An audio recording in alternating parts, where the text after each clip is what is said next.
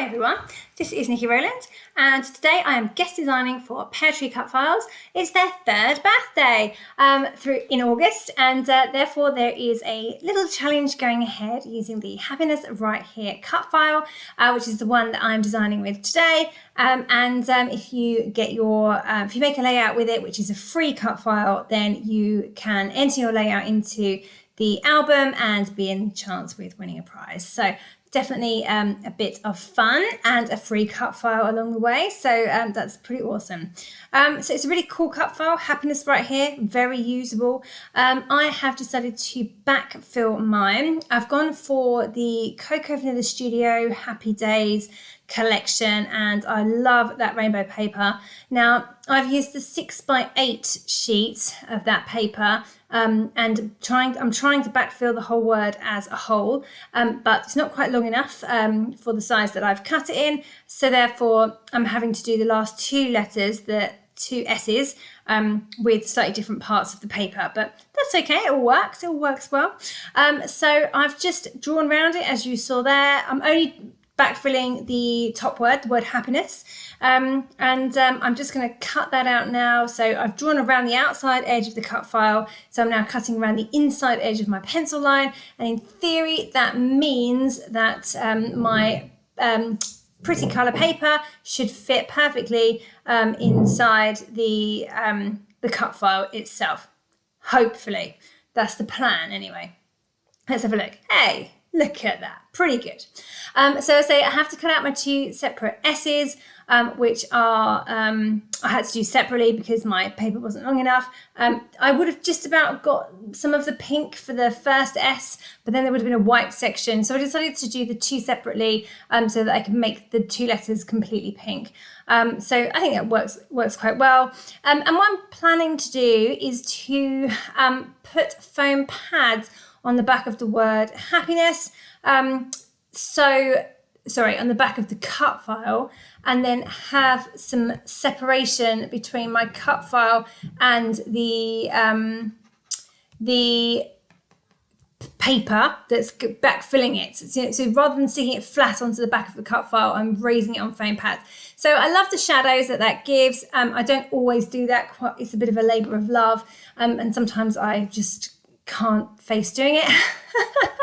But on this occasion, as it is backfilled in one whole piece, I decided it was worth a while. So that's what I'm doing. And then I'm trying to figure out what I'm going to do with the layout itself. I've got this lovely blue paper and I've got beach photos. So I thought that would work quite well. So I've trimmed that down, taken quite a big section off the top. And my plan is for the word happiness to sit along that line at the top of the paper.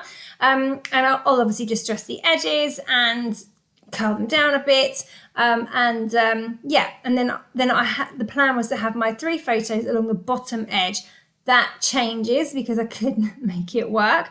Right, there I am doing my putting the foam pads on the back of the cut file, and now it's all done. I've skipped forward a little bit here so you don't have to see me do that, that is all finished. And now what I'm doing is I'm just working on the letters from the word here. I've kept the middle parts of those letters, and instead of backfilling that one as well, I decided to use my Distress Oxides to put the similar colours onto the bottom section. I do love this ombre effect or technique with the Distress Oxides. There we go, where you just rub your sponge applicator over the bottom part of the letter and then kind of fade it off. And you can see that I've roughly done colour on colour. So I've got the pink E is under the pink S, and the orange R is under the orange section almost, and then you've got yellow and then the bluey colour. So yeah, anyway, that's all looking pretty good. The letters, the middle parts of those letters have been raised on foam pads, so they pop off the page. I'm now just trying to work out what I'm going to do with my photos at the bottom there. I'm loving the cut file. I think it's looking fabulous. And over that blue, I love that too. But I'm just not loving the arrangement of my photos. And I can't really understand why. it's the perfect place for them. One thing I did want to do was include the word together. So happiness right here, together. I wanted to put that as an alphabet stickers underneath the word here. But with my 3 photos under my title like this, the word together wouldn't fit. So I just disregarded that and decided I wasn't going to do it, and I was going to stick with the cut file as it was, happiness right here. What will happen in a minute is I'm going to turn the camera off, and then you'll see that I completely rearranged the layout, or the photos anyway, and then I can fit the word together in. So that makes me pretty happy. So just bear with me. I'm messing around with some embellishments here, but I say it will all change in just a moment. Yeah, you can see that I'm working again kind of color on color. So on the left hand side I've got a cluster in blues, because above my work, above in the top H, it's blue, and it goes from blue to green to yellow to orange to pink. So I've got pink embellishments on the right hand side. I've got a yellow one on the photo in the middle. Like I said, this does kind of all change in a bit because I'm going to rearrange my photos. I love that little sun. He's from the stickers, I think. It might have been ephemera from the Cocoa Vanilla Happy Days. So I wanted to include him, but he didn't quite fit right. So I've chopped his top off and I've put him at the top there. And what I'm also going to do is put a little bit of yellow ink behind him, so he kind of shines a little bit more. Yeah, as I say, I'm still faffing, still not happy. Turn camera off. I basically went to walk away from it for a bit until I could come back with a better idea.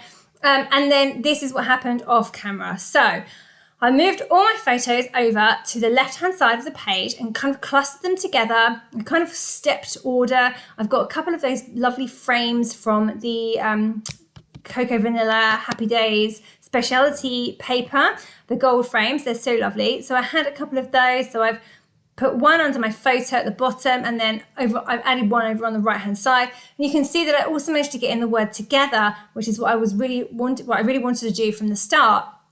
That fits beautifully under the word here. I'm much happier with this.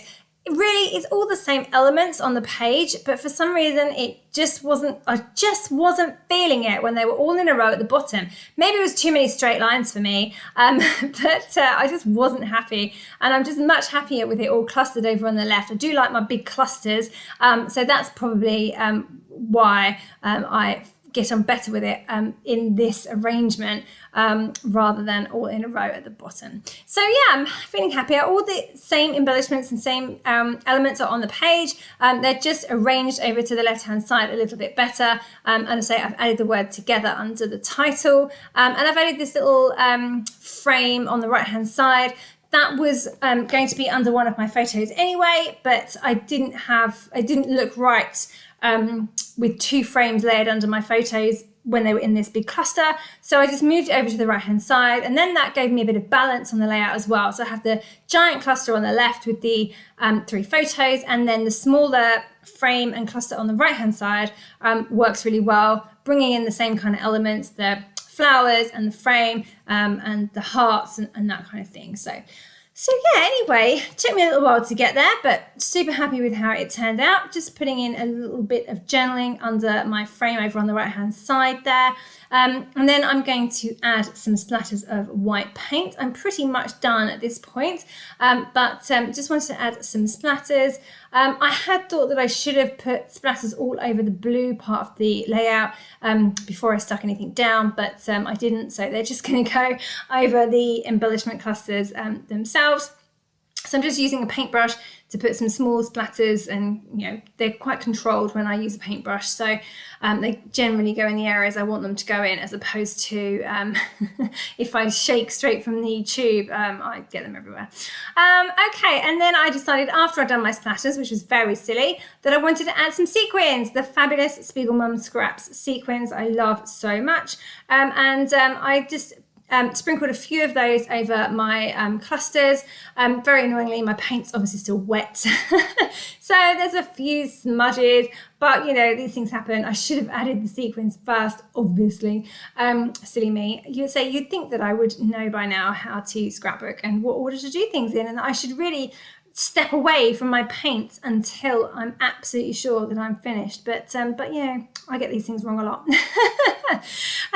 So I've just got all those sequins stuck down, and that really is me done. All right, so there we go. That is the completed layout. I really enjoyed working with that fabulous cut file. Happy birthday at Peartree Cutfiles, and thank you for asking me to guest design with your cut file. Don't forget to go and play along with the challenge for the chance of winning a prize. All you have to do is use the free cut file.